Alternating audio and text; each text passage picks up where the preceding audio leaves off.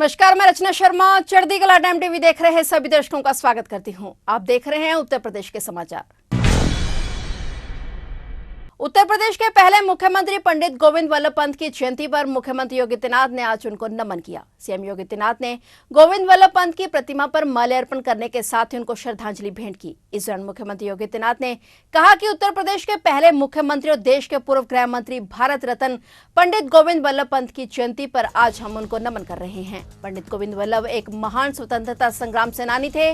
उन्होंने राष्ट्रपिता महात्मा गांधी के नेतृत्व में स्वाधीनता आंदोलन में बढ़ चढ़कर हिस्सा लिया और आजादी के बाद उत्तर प्रदेश के पहले मुख्यमंत्री बने। इस दौरान उन्होंने प्रदेश की तरक्की के लिए विकास का मॉडल देने का प्रयास किया था। मुख्यमंत्री योगी आदित्यनाथ ने कहा कि आज स्वतंत्रता संग्राम सेनानी, स्वतंत्र भारत के उत्तर प्रदेश के पहले मुख्यमंत्री, भारत के पूर्व गृह मंत्री पंडित गोविंद वल्लभ पंत की जयंती पर मैं भारत माता के महान सपूत को समाज और राष्ट्र के लिए किए गए उनके योगदान के लिए स्मरण करते हुए प्रदेशवासियों की तरफ से विनम्र श्रद्धांजलि अर्पित करता हूं। सीएम योगी ने यह भी कहा कि उनकी कर्मठता, उनकी राष्ट्र निष्ठा और संगठन क्षमता को ध्यान में रखकर उन्हें प्रदेश के मुख्यमंत्री पद का दायित्व दिया गया। पंडित गोविंद वल्लभ पंत स्वतंत्र भारत के उत्तर प्रदेश के पहले मुख्यमंत्री बने। फिर उन्होंने गृह मंत्री के रूप में देश व प्रदेश की सेवा की। उन्होंने उत्तर प्रदेश को उस समय आगे बढ़ने के लिए जो विकास का मॉडल देने का प्रयास किया था, उनके इस कृतित्व के लिए उन्हें हृदय से नमन करते हैं। मित्रों, महान स्वतंत्रता संग्राम सेनानी, उत्तर प्रदेश के प्रथम मुख्यमंत्री श्रद्धेय पंडित गोविंद वल्लभ पंत जी की आज पावन जयंती है। इस अवसर पर प्रदेशवासियों की ओर से उनकी स्मृतियों को स्मरण करते हुए मैं विनम्र श्रद्धांजलि अर्पित करता हूं। हम सब जानते हैं कि तत्कालीन उत्तर प्रदेश का ही भाग जो आज उत्तराखंड के रूप में है,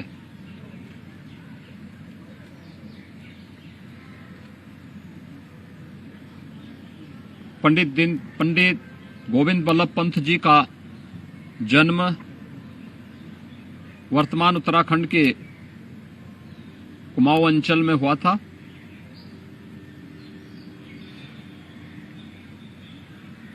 उच्च शिक्षा अर्जित करने के दौरान ही देश के स्वाधीनता आंदोलन में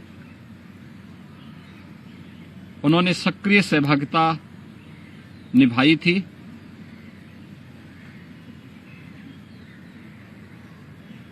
इस दौरान अनेक दायित्वों का निर्वहन करते हुए स्वतंत्र भारत में और देश के अंदर प्रथम चुनाव के उपरांत उत्तर प्रदेश के प्रथम मुख्यमंत्री के रूप में भी उन्होंने उत्तर प्रदेश के विकास की एक आधारशिला रखी। उत्तर प्रदेश के मुख्यमंत्री का दायित्व निर्वहन करने के दौरान ही उन्हें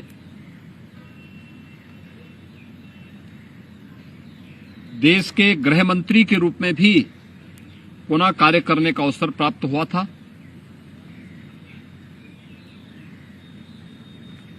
देश के लिए और देश की स्वाधीनता के लिए, प्रदेश के विकास के लिए, देश की आंतरिक सुरक्षा के लिए उनके प्रयासों को स्मरण करते हुए इस देश ने उन्हें अपने सर्वोच्च नागरिक अलंकरण भारत रत्न से भी सम्मानित किया था। आज पंडित गोविंद वल्लभ पंत जी की पावन जयंती है। इस अवसर पर मैं उनकी स्मृतियों को नमन करते हुए प्रदेश सरकार और प्रदेशवासियों की ओर से उन्हें विनम्र श्रद्धांजलि अर्पित करता हूं।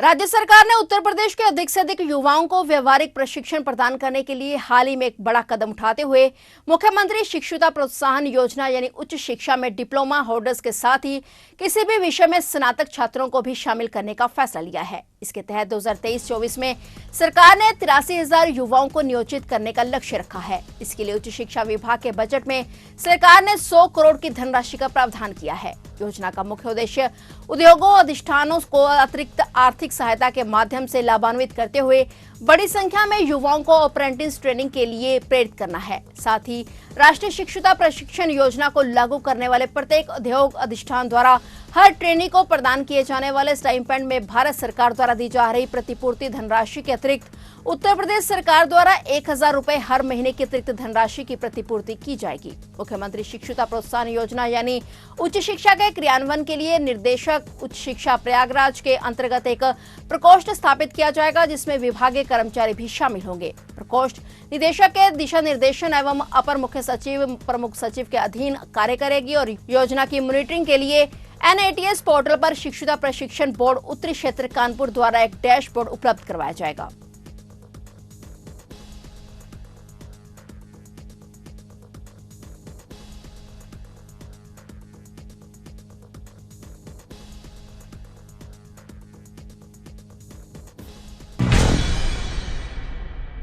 मुख्यमंत्री योगी आदित्यनाथ के प्रयासों से करोड़ों भारतीयों का सपना अब साकार हो रहा है। अयोध्या में राम मंदिर के गर्भगृह में अगले साल 22 जनवरी को भगवान राम की मूर्ति की प्राण प्रतिष्ठा की जाएगी। मंदिर के भूतल का 80% निर्माण हो चुका है। राम मंदिर का निर्माण 2025 तक पूर्ण होगा। खबर यह भी है कि पीएम मोदी 22 जनवरी को राम नगरी आ सकते हैं। हालांकि इसकी अभी तक आधिकारिक पुष्टि नहीं हुई है। बता दें कि अगले साल 22 जनवरी को रामलला भव्य मंदिर के गर्भगृह में विराजमान होंगे और इस ऐतिहासिक पल का साक्षी बनने के लिए देश विदेश से लोग पहुंचेंगे। ऐसे में शहर के अधिकांश होटल और धर्मशाला के कमरे फुल हो गए हैं। 20 से 24 जनवरी यानी 5 दिन के लिए कमरे बुक हैं। होटल और धर्मशालाओं से जुड़े लोगों का कहना है कि अयोध्या में करीब 4,000 कमरे बुक हो चुके हैं। राम मंदिर में तीनों तल पर कुल 392 स्तंभ प्रयुक्त होने हैं और प्रत्येक स्तंभ पर शुभता, कला और भव्यता की प्राय यक्ष यक्षिणियों और कुछ चुनिंदा देवी देवताओं की मूर्तियां बनाई गई हैं। भूतल में 166 स्तंभ प्रयुक्त हुए हैं और अपनी जगह पर स्थापित होने के बाद से इन स्तंभों पर मूर्तियां उत्कीर्ण किए जाने का काम चल रहा है।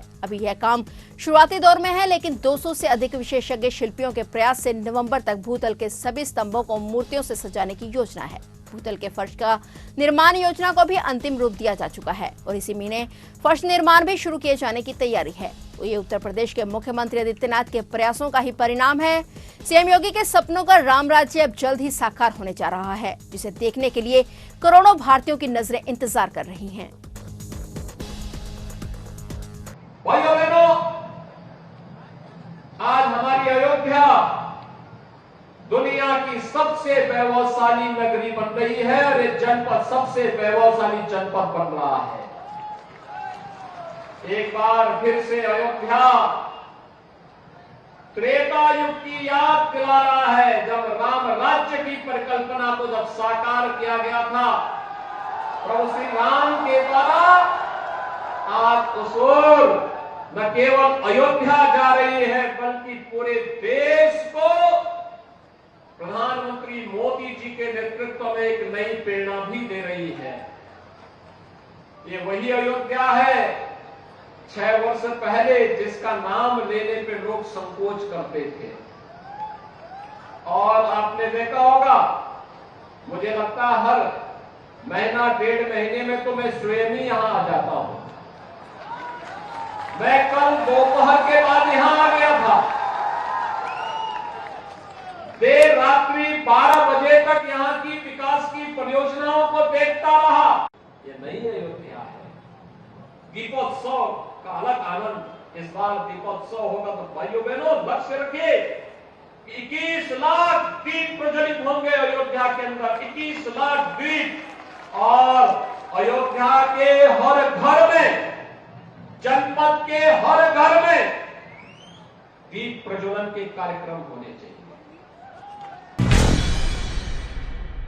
तो ये थे उत्तर प्रदेश के समाचार। और नए समाचारों के साथ फिर से हाजिर होंगे। तब तक के लिए देखते रहिए चढ़ती कला टाइम टीवी और अब मुझे दीजिए इजाजत। धन्यवाद।